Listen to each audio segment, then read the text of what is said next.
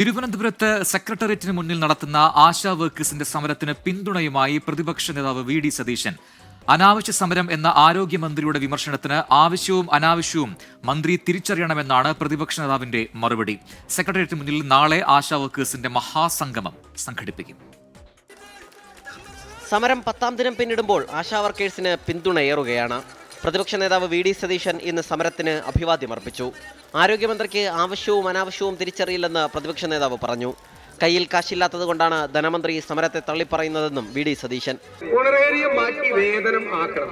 ആരോഗ്യമന്ത്രിയോട് എനിക്ക് പറയാനുള്ളത് ആവശ്യവും അനാവശ്യവും എന്താണെന്ന് തിരിച്ചറിയണം. ആദ്യം കേരളത്തിന് വേണ്ടി, കേരളത്തിന്റെ ആരോഗ്യരംഗം നിലനിർത്തുന്നതിന് വേണ്ടി കഠിനാധ്വാനം ചെയ്യുന്നവരാണ്.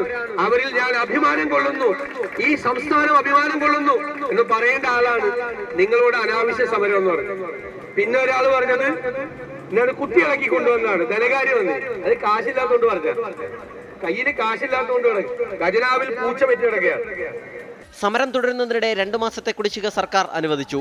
13,200 രൂപ വരെ പ്രതിമാസം ആശാപ്രവർത്തകർക്ക് ലഭിക്കുന്നുണ്ടെന്ന് സർക്കാർ വ്യക്തമാക്കി.